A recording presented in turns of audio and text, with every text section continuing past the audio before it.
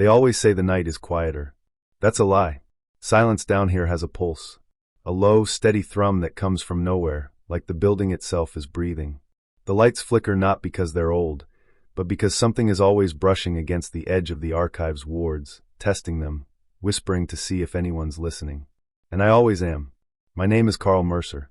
I work the night shift at a demon-hunting archive buried beneath Boston. Officially, it's called the Historical Occult Records Division.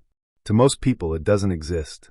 To the few who know about it, we're the last firewall between this world and everything mankind was never meant to read. At night, it's just me down here. Me and the shelves. The elevator brought me 5 stories below street level with a dying groan. As I stepped out, the steel doors sealed behind me like a coffin lid. My boots echoed down the long hallway, a corridor of stone and rune-etched glass. Every wall buzzed faintly with protective wards, most drawn in salt and blessed ink, some in things I'd rather not name. I swiped my ID badge. A green light blinked. The archive accepted me. First thing I did, like always, was check the anomaly log. Nothing flagged.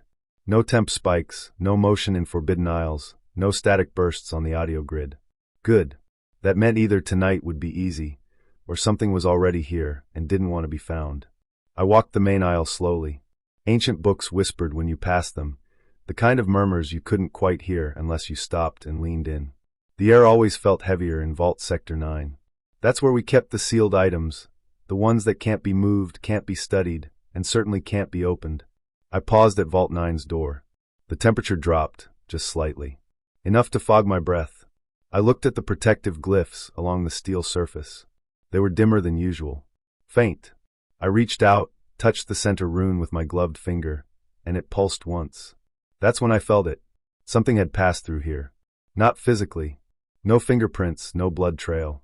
But the room felt lighter, like something had been lifted. My stomach tightened. I entered the vault slowly.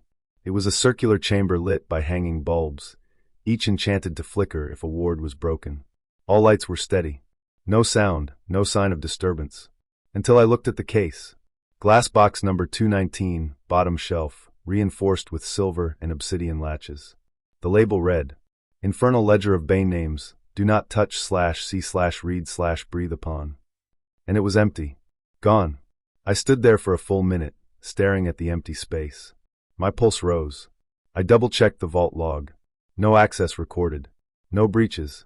Nothing. This book didn't just contain names of demons. It contained the true names, the ones used to bind, banish, and unmake them. Most of the names written in its ink were classified under level Omega erasure, meaning even saying them aloud could attract attention. I stepped back and ran a system check. Surveillance footage, missing between 3:33 a.m. and 4:06 a.m. Audio logs corrupted. Magic ward signatures, intact but dim. In short, nothing should have been able to get in or out. And yet, the most dangerous object in Vault 9 was no longer here. My hands trembled as I pulled out my journal and scribbled down the time, the missing item, and the anomalies. I pressed hard, like writing it down would anchor it to reality. As I capped the pen, the overhead lights flickered once. I froze. There was a sound, soft, like paper being torn in another room. Then silence. Then a whisper. My name. Carl. I turned sharply, but the hallway outside was empty. Or maybe it wasn't. I backed away from the vault, locked it manually, and stared once more at the empty case. Something's missing. But worse, something knows it. And now it knows me. This night shift just became something else entirely. I sat alone under the flickering light above my desk, my eyes heavy and raw from lack of sleep. The archive always felt colder after 3 a.m. Not the kind of cold you feel on your skin. It was deeper, like the air itself had been drained of life. The security terminal in front of me blinked with static. I'd already tried to access the backup footage 3 times, but Vault 9's logs were still corrupted. Each attempt gave me the same result. Black screen, distorted timestamps, and a low, humming static that made the hairs on my arms rise. At exactly 3:33 a.m., the footage just vanished. I leaned back and rubbed my temples. This wasn't just a glitch. The archive didn't make mistakes. Not unless something wanted it to. With a sigh, I opened the personnel access records. Only 6 of us had clearance to enter Vault 9. I wasn't surprised to see my own name on the list. I had logged in at 10:12 p.m., which was normal. Ria had clocked out at 9:58. No one else should have been near it after midnight. But there it was. Access granted at 3:31 a.m. User, A.Graves. My blood ran cold. I stared at the screen, reread the name 3 times. Alexander Graves. Impossible. He was gone. Dead. No body ever found, but the archive had held a sealing ritual after his disappearance 3 years ago.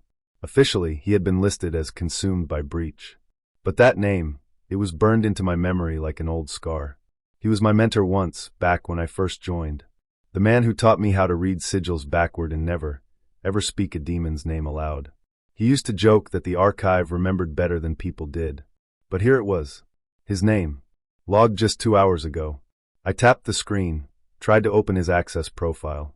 A warning flashed in red. User profile not found. I froze. Suddenly, from the far end of the corridor outside my office, I heard a soft click, like a drawer sliding open. I stood up slowly, heart knocking hard in my chest. The halls were lined with filing cabinets, some locked, some sealed with wards. I hadn't heard anyone enter. Another click. This time closer. I reached for the archive-issued lantern. Electricity was unreliable in certain parts of the building after midnight, and the glow from the lantern was safer. It wasn't just light, it had a faint protective charm etched around the rim. I stepped into the hallway. My footsteps echoed softly. Rows of metal drawers lined the walls, their handles old and darkened with age. Dust floated in the air like ash. Then I saw it. Drawer 34B. Slightly open. I hadn't touched that drawer in weeks. It held the lesser demon agreements from the colonial period, mostly sealed contracts from Salem and nearby towns. Nothing that should move on its own. I reached out and gripped the handle. It was ice cold. Inside the drawer, among the yellowed folders, sat something that didn't belong. A small cassette tape. No label. Just a black plastic shell with red reels inside. We didn't use tapes anymore. Everything had been digitized years ago. I stared at it for a long second. Then I picked it up and walked back to my desk, every step feeling heavier than the last. The archive kept a tape player in the relic drawer for decoding old audio rituals. I slid the tape in and pressed play. The static was soft at first, like a whisper behind a curtain. Then came the voice. My voice. Don't trust the logs. It's rewriting things. It remembers who you were. You have to. The audio garbled. Screeching filled the speakers. Then silence. I sat frozen, the lantern flickering beside me. I hadn't recorded that. I would remember if I had. Wouldn't I? Outside, another drawer slid open with a metallic groan. I didn't move. I didn't breathe. Something was inside the archive. And whatever it was, it remembered me. I sat at my desk, staring at the open logbook. The name was gone. Just last night, I had written it myself. I remember pressing the tip of the ink quill against the parchment and carefully copying the title of the artifact, The Binding Circle of Mazeth. I even drew the little seal beside it, the one that looked like an eye with a vertical slash through it. I remembered the smell of the ink, the flicker of the lamp, and the weight of the silence in the room. But now the page was blank. Clean. Not a scratch, not a smear. Just an untouched sheet. My first thought was that I had torn out the wrong page, or maybe someone replaced it while I slept at my desk. I ran my hand over the surface. Cold. Too smooth. Too perfect. Like it had never been written on. I flipped through the logbook in a frenzy, checking yesterday's entries. More blanks. 4 of them. Artifacts I knew I had handled. Ones I remembered cataloging. The feel of their cursed energy still tingled in my fingers. But the words were gone, as if they had never existed. I closed the logbook and rubbed my eyes. No, this wasn't just forgetfulness. This was erasure. Intentional. I pushed back from the desk and stood up, legs a little unsteady. My office inside the archive felt too still, too hollow. The fluorescent lights above buzzed faintly, flickering like they were holding their breath. Something was wrong. Deeply wrong. I walked down the west corridor, toward the records chamber, hoping to find someone, anyone, awake. Rhea usually finished the swing shift before I arrived, but I had seen her car in the underground garage earlier. Maybe she stayed late. The doors to chamber 6 creaked as I entered. Rhea was there, sitting cross-legged on the floor, surrounded by scrolls and broken seals. She looked pale, her eyes sunken.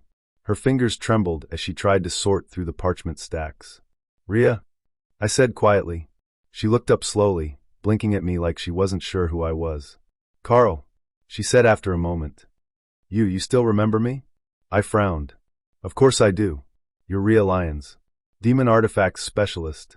You started here in 2016 after the Ogden fire. Why? She laughed, but it came out dry. Cracked. Because 3 people this week told me they've never heard of me. One of them was the director. I stepped closer. She was holding a mirror shard wrapped in black cloth, one of the older relics from Vault 3. It shimmered faintly even under the dull light, reflecting not her face but mine, and in it I looked older. Worn. I've logged this mirror 4 times, she whispered. Every time I check the database, it shows never filed. I thought it was a glitch. Now I don't know. You think something's deleting our work? She nodded slowly. Not just work, Carl. Memories. She reached into her pocket and pulled out a notepad. I've been writing everything down. If I don't, I forget. It's not normal forgetting. It's like someone took an eraser to my mind. Like whole pieces just vanish. I took the notebook from her hands and flipped through it. On one page was a list of artifact names. 7 in total. The 6th one was scribbled out. Not crossed out, blotted, like ink spilled on purpose. I couldn't read it. Did you do this? I asked. She shook her head. I don't remember. A slow dread crept into my spine. I felt it before, when I was young, and I saw something crawl along the ceiling of my church. That sense that you're no longer in control. That something else is watching, steering, feeding. I pulled a pen from my coat and wrote a name on my palm. Ansel's Claw. Just a test. You should leave early, I said. Get some rest. I'll look deeper into this. Rhea stood up unsteadily. If I forget tomorrow, remind me that I was here tonight. I nodded.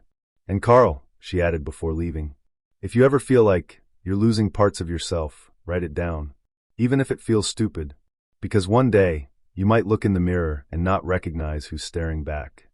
She left the chamber, her footsteps echoing in the long corridor. I stood alone, still clutching the notebook. I looked down at my hand. The name I had just written, Ansel's Claw, was already fading. Not smudged. Fading. Like the ink itself was being eaten. And in the flickering light of the archive, I began to wonder, what else had I already forgotten? I didn't go near Alexander's office often. It was located down Corridor H, past the sealed wing that nobody talked about unless you were drunk or half asleep.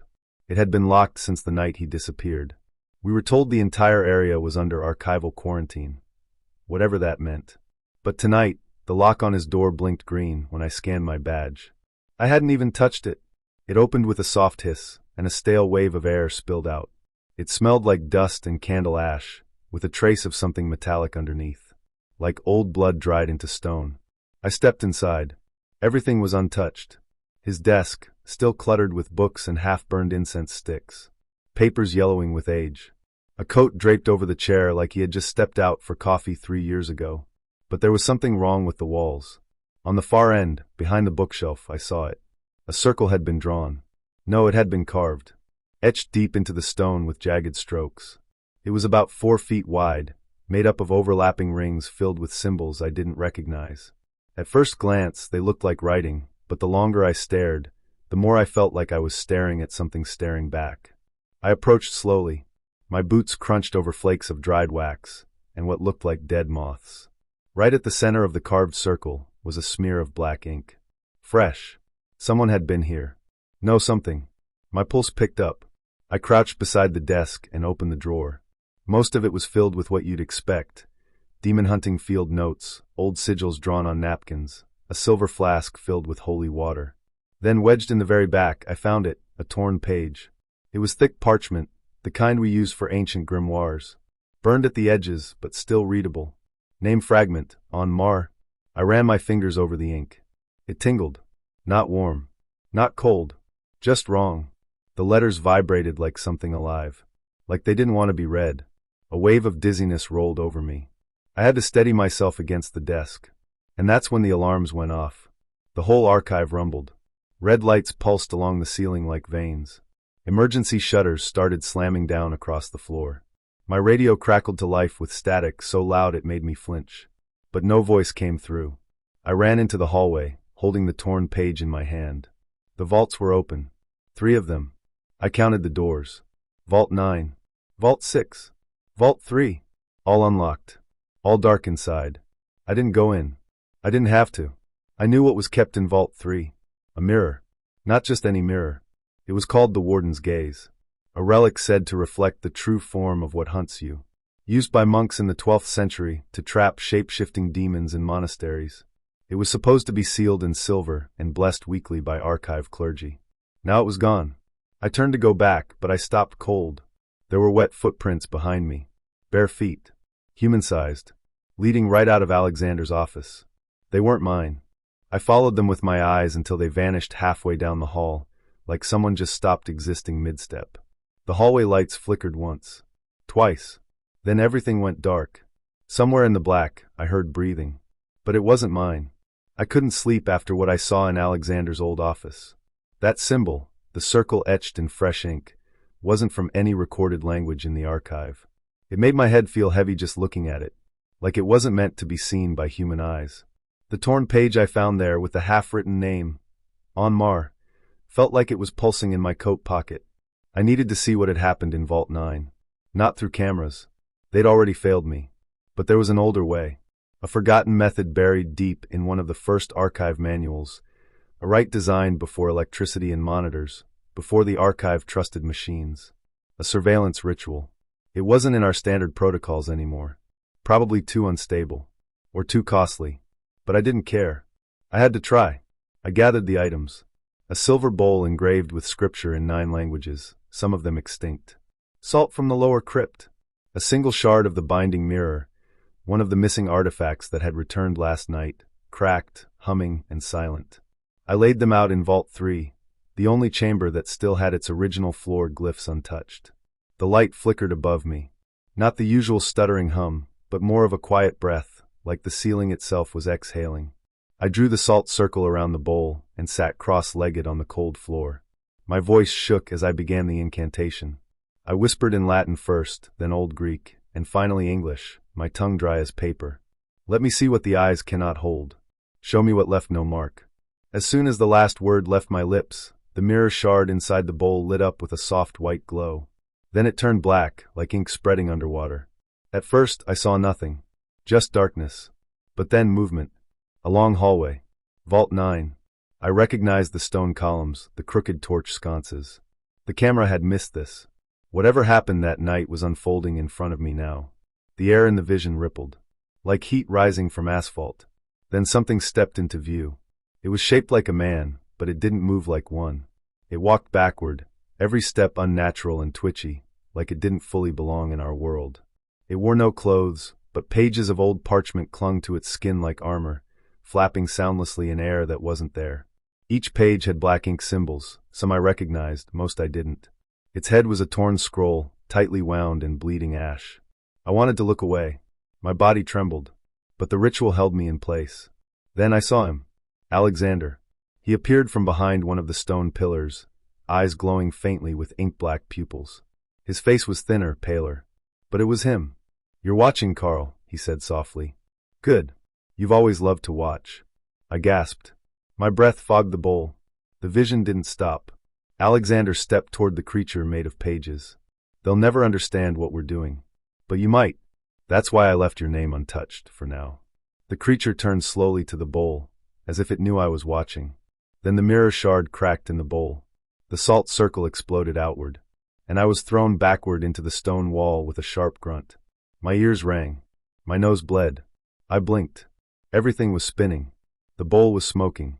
The mirror shard gone. Just ash. I crawled back to my desk an hour later. My journal lay open, pages torn out. Not just blank, but completely missing. Like they had never existed. I opened my drawer and found the voice recorder I used for notes. I pressed play. Only one thing had been recorded. Alexander's voice. "You're next, Carl. Start forgetting." The moment Rhea stepped into the archive that night, I knew something was wrong. She looked the same dark coat, same neat bun, same quiet presence, but something behind her eyes was missing. That sharpness, that spark she always had on long, boring cataloging nights, it wasn't there. Instead, she moved like she was walking underwater, slow, heavy, distracted. "You're early," I said, pretending not to study her too closely. She paused. "Am I?"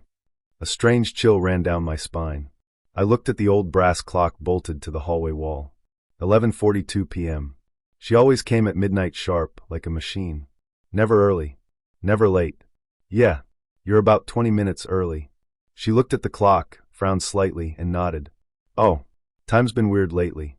I nodded slowly and guided her to the east wing, where the older artifacts were kept. She pulled out her logbook, a leather-bound one we all used, and flipped through it. I'm starting with this, she said, holding up a small obsidian idol shaped like a twisted flame. My stomach sank. Rhea, you already logged that last month, I said. Twice.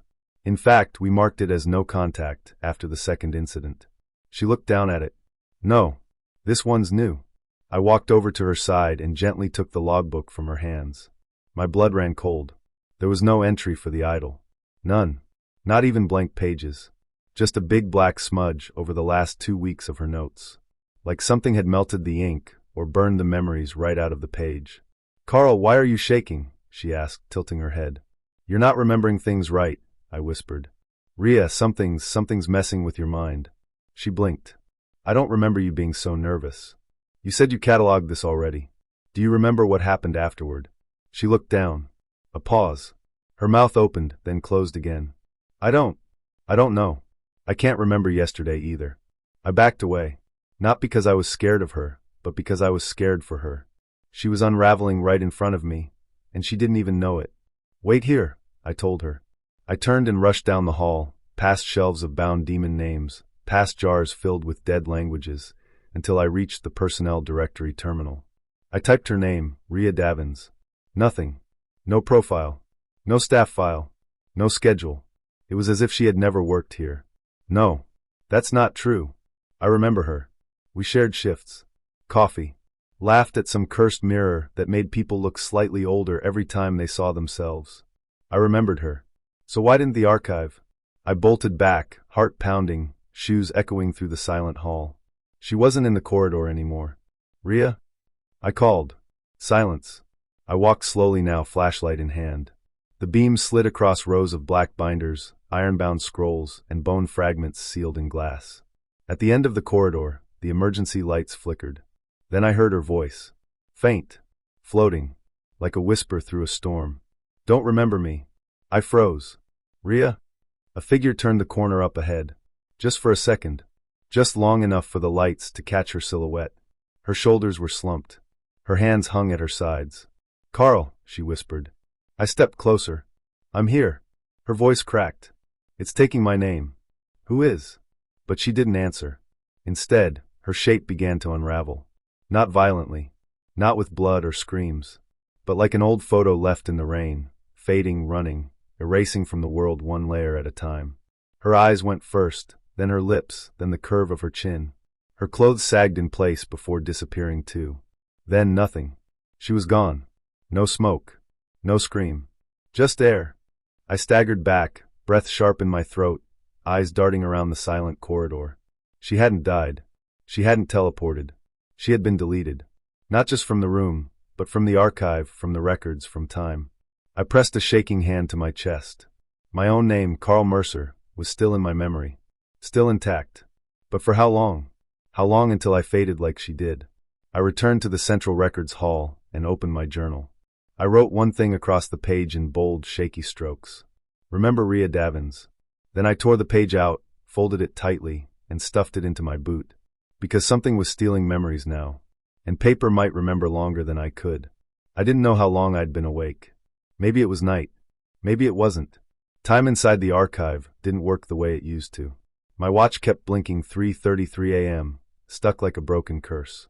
The more I tried to remember things, names, rooms, people, the more I realized something was wrong. I had written everything I could on my arms, just in case. Little words. Notes. A sketch of a seal I didn't want to forget. But even those were starting to fade, the ink turning into smudged shadows.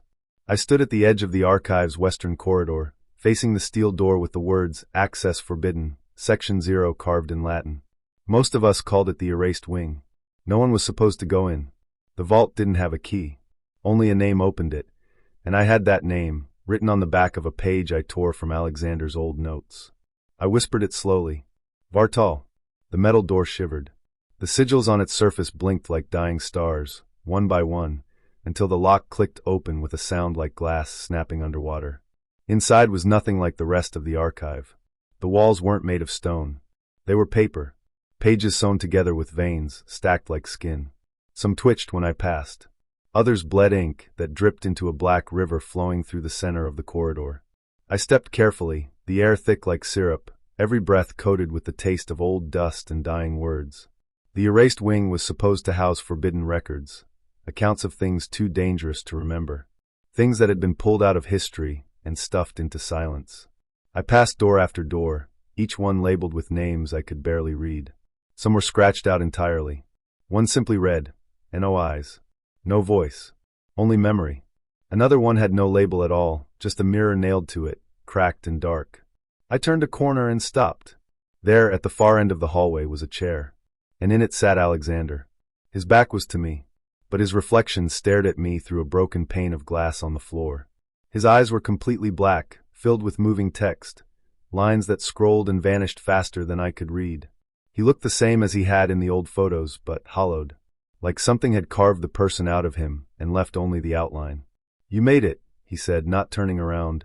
His voice echoed wrong, like it was coming from 5 feet behind me instead of from his mouth. "You're erasing the archive," I said. "Why?" He finally turned. "I'm not erasing," he said, standing up. "I'm restoring. Cleansing. You think this place is protection? No, Carl. It's a trap for everyone, humans and demons alike. A prison of memory." He stepped closer. I stepped back. "You want to set them loose," I said. "Animar, you're feeding it with every name you remove." Alexander smiled. "You still think in such small terms." "I didn't feed it. I became it." I saw it then, his shadow was wrong. It didn't match his body. It was taller, horned. It bled smoke into the wall of books behind him, and where it passed, the text curled and vanished like burnt paper. "You're part of it," I whispered. He nodded. "And you're next. You've been writing your life down because you feel it, don't you? Your own story, being peeled away. You won't remember your mother's face tomorrow, Carl. The name of your first teacher. The smell of rain. All gone." I looked down at my arm. The ink was gone. The words had melted off. "No," I said, stepping back toward the exit. "I remember enough." "Not for long," he said. Then the walls around us began to shift. Pages turned by themselves, rustling louder and louder, like a storm made of old screams. The hallway twisted behind me. The exit was gone. In its place stood a door labeled in fresh, red script. Carl Mercer, unfiled. Alexander was gone. So was the chair. But I wasn't alone. The corridor began folding inward, and I heard the sound of something walking, paper feet scraping against floors, whispering my name over and over again like a prayer with no God. I had entered the erased wing, and now it was trying to erase me. But I wouldn't let it. Not yet. I don't know how long I walked through the red corridor. The walls pulsed like veins, the bricks damp as if they were sweating something that wasn't water. I clutched my journal tightly, what was left of it. Half the pages were gone now. Vanished. Not ripped out, just erased like they'd never been written. I kept repeating my name under my breath like a prayer. Carl Mercer. Carl Mercer. Carl Mercer. The deeper I went, the more I realized something awful. The archive was changing. I don't mean metaphorically. I mean physically. The hallways were bending. Rooms I'd known for years now led to staircases that curled downward like a spiral into nothing. The ceiling above me dripped black ink from cracks that hadn't been there yesterday. At the heart of the archive, behind 3 iron doors sealed with blood-inked glyphs, was a chamber called the Quiet Vault. No one entered it, not even the overseers, not without approval from the Sigil Council, who, as far as I knew, had all died 50 years ago in a ceiling accident. But the last lock was broken. I stepped inside. It was empty. Just a stone floor, a single chair, and a mirror. But not a normal one. This mirror didn't show me. It showed something else standing behind me. A tall figure, dressed like a man, but its body was made of scrolls and shredded parchment, stitched together with glowing red thread. Its face wasn't a face. It was a torn book cover with no title. Pages fluttered with each movement like feathers made of memory. It was reading me. I couldn't speak. My tongue felt too large in my mouth. Then it did something worse. It turned to face me. And when it did, I forgot my mother's face. Not just her name. Her face. I tried to remember how she smiled. Her voice. What she smelled like when she hugged me after my graduation. Nothing. Gone. And the mirror whispered a name. A name that made my teeth ache. Animar. I stumbled backward and fell. The floor was cold and hard and real. But the fear, it wasn't normal. It was deep. Like the kind that gets under your skin and builds a home there. The creature, Animar, spoke without moving. Its voice wasn't a sound. It was a feeling, like forgetting where you are in the middle of a sentence. You store them like trophies. Names, histories, oaths. But memory is fragile, Carl. Very fragile. I shook my head. This place binds you. You can't leave. It laughed. Or maybe the ink on the walls laughed. The archive is not your weapon. It's my womb. And then I understood. Alexander hadn't been possessed. He invited Animar in. During that ritual 3 years ago, he didn't fail, he succeeded. He made himself a gate, a breathing, walking passageway for a thing that wasn't meant to exist in one place at a time. Now they were one, and Alexander was feeding the demon everything we ever knew about how to fight evil. Every missing book, every erased name, every lost artifact, Animar had taken them and burned the history right out of the world. Why? I croaked. Alexander stepped forward. He looked like he used to gray coat, sharp jaw, serious eyes, but behind his irises was that same paper flicker. Because history is a prison. Demons were chained by memory, by what we wrote down. But if the world forgets what binds them, he gestured to the mirror. They walk free. I felt it then. The real horror. He wasn't trying to raise demons. He was trying to unwrite the idea of resisting them. If the last seal, the name that erases names, was removed, it wouldn't just let Animar out. It would delete the knowledge of how to stop anything that came after. And I was the last seal. My memories. My records. The logbook in my blood and handwriting. I was the living key, and I had already started to forget. You can't win, Alexander said gently. Let it go. Sleep. We'll erase the pain, too. I stared at the journal in my hands. My fingers were smudged with ink. Some of the words had already blurred. But one word remained clear. Resist. And I knew what I had to do. I had to write myself into history before he erased the rest of me. I had to outright a demon. And I had to do it fast. I stood at the bottom of the archive's spine, the deepest chamber, the one no blueprint ever mentioned. It wasn't carved by hands. It felt like it had grown, like a cavity rotting out from the center of a tooth. The walls were smooth and dark, shifting as if breathing. Light from my lantern didn't stick to them. It got swallowed. I held on to it anyway. It was the last warmth I had. The name that erases names waited here. And so did he. You're persistent, Alexander said, his voice rising out of the darkness before his body did. I turned slowly. He stepped into the half-light. He looked just like I remembered. Same black coat. Same deep-set eyes. But something was different. His presence didn't feel like a man. It felt like a story someone had tried to forget and failed. You're not real, I said, though my voice cracked when I said it. He smiled. Neither are you. Not anymore. I gripped the silver stylus I had tied to my belt, the one I'd used to carve memory runes into my skin. My forearms were covered in marks now, shaky lines written while I still remembered my own name. You've come far, he said, stepping closer. His voice was low, like dust whispering through a library shelf. But you're losing. The archive is already fading. Can't you feel it? Books are hollow. Records flicker. The wards forget how to bind. Soon, the demons we sealed won't even remember they were sealed. You did this, I growled. No, he said. I released what was always here. The archive holds knowledge, yes, but it also holds arrogance. You think evil lives in rituals and runes? No, it lives in memory. And all I did was invite something hungrier than us. He opened his coat, and I saw it. His chest wasn't flesh anymore. Pages curled and twisted in place of skin. Ink bled across his ribs, forming shifting lines in languages I couldn't read. Some of the lines looked like my handwriting. You're working for it now, I said, stepping back. Animar. He nodded. The devourer doesn't want to kill us. It wants to rewrite us, erase the pages we were printed on. He reached out a hand, not in threat, but in invitation. But there's another way, Carl. Let go. Offer it your name, your memories, your identity. In return, it will give you peace. No pain, no past, no fear, just quiet. My stomach twisted. That's not peace, I whispered. That's deletion. He sighed as if disappointed. You won't win this, Carl. Already, I can feel parts of you unraveling. Do you remember your father's voice? Your first assignment in the archive? What your mother smelled like when she hugged you? I tried. Nothing came. You see, he said, stepping forward again. You're becoming a blank. And blanks are beautiful. I screamed and rushed him with the stylus. Not to attack, there was no flesh to pierce, but to write. I pressed the silver tip into the air between us and carved a glyph using blood from my own wrist. He hissed. The world around us shifted. The walls twisted. The archive moaned. "Stop," he bellowed, but I kept going. Word by word, I wrote into the void. My name, my story, my shame, my hope. "You cannot write faster than forgetting," he said. "Watch me," I spat. A gust of wind, impossibly cold, surged from behind him. A shadow bloomed on the ceiling, like spilled ink creeping across the sky. Animar was coming. I dropped to one knee and pulled the final relic from my coat, a blank page. One made from the skin of a demon, sealed in the oldest vault.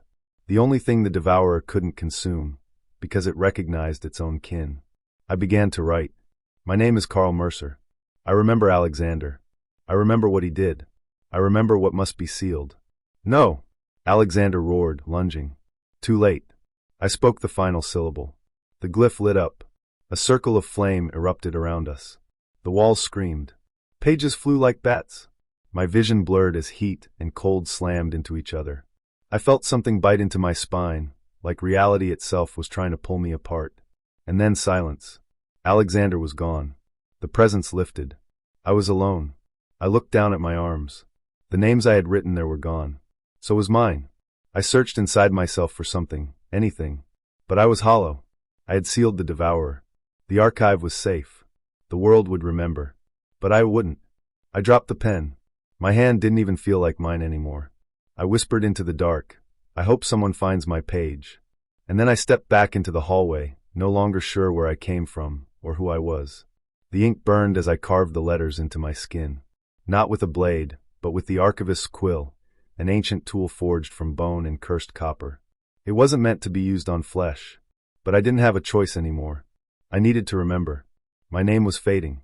My thoughts, my memories, my purpose, slipping away like words on wet paper.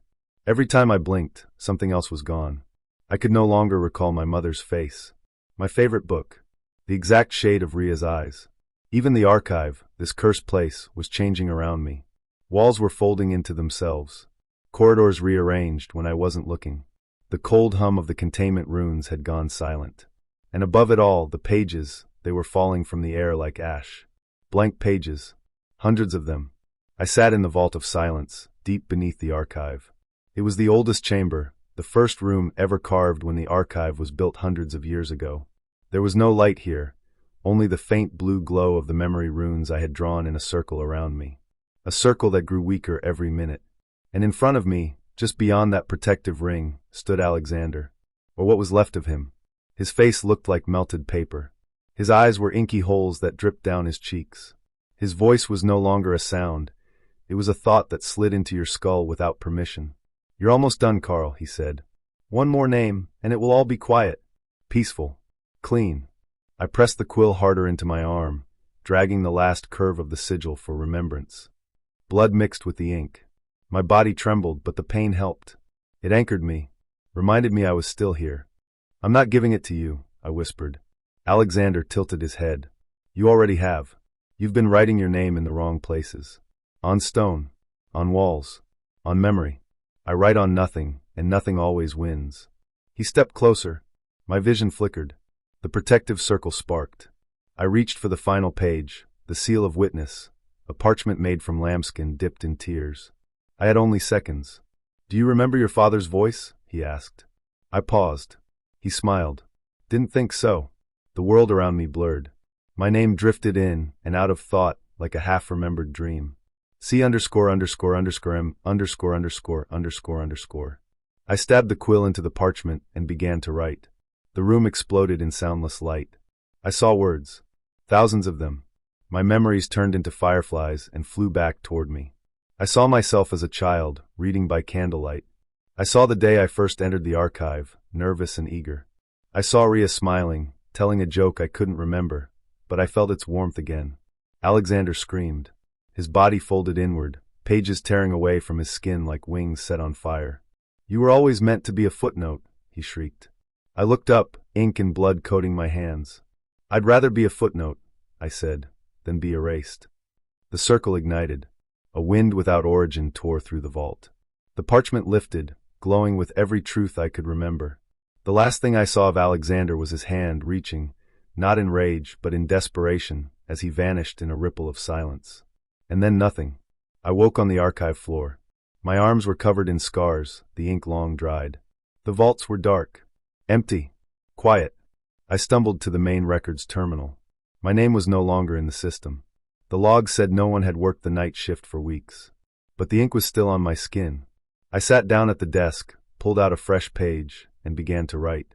Slowly, painfully, but clearly. My name is Carl Mercer. This place is not safe. And if you're reading this, something's still missing. I don't remember my name. But I remember the cold. Not the kind you feel in winter. This cold is silent, empty, a space between what was and what no longer exists. It lives in corners where light doesn't quite reach, and in places where people forget to look, because forgetting is exactly what it wants. The archive still stands, as far as I can tell. The surface world continues its blind rhythm, unaware of what sleeps beneath Boston's old libraries. No alarms, no warnings, just a soft silence where names once were. I drift sometimes, not in body but in memory. I remember candlelight dancing across iron-bound books. I remember fingers trembling as they traced demonic runes carved in languages humans were never meant to pronounce. I remember a man, his face half shadow, half text, telling me I had a choice. I chose to be remembered by forgetting myself. But something unexpected happened. Someone remembered me. It was a new recruit. Young. Curious. She came on the night shift. Her name escapes me. It always does now. But I remember the way she tilted her head when she found the drawer. I left it for her. Locked, sealed, marked unfiled in red ink that no longer matches any cataloging code. A file that should not exist. Inside, I placed the last piece of me that I could hold onto, a torn journal page. Written in ink laced with ash, salt, and something else, something old. The page read, "My name was Carl Mercer. I worked the night shift at the archive. If you are reading this, then I am gone, but not fully erased. Remember me. Speak my name. And whatever you do, don't trust the empty shelves." She read it aloud. And for a moment, I felt warmth. Not in the body. I no longer have one. But in the air. A ripple. A pulse. Like the archive itself remembered I had once walked its halls. I could hear the sigils groaning above her, shifting, resisting. And then, I felt the cold pull back. Not all of it. Just enough. Just enough for me to linger. A whisper trapped between sentences. A smudge on a forgotten file. A footnote no one can quite erase. That's all I am now. A memory someone tried to kill. A name buried beneath silence. But I'm still here. And I'm watching the shelves. Because something else is stirring. And next time, you might be the one they forget.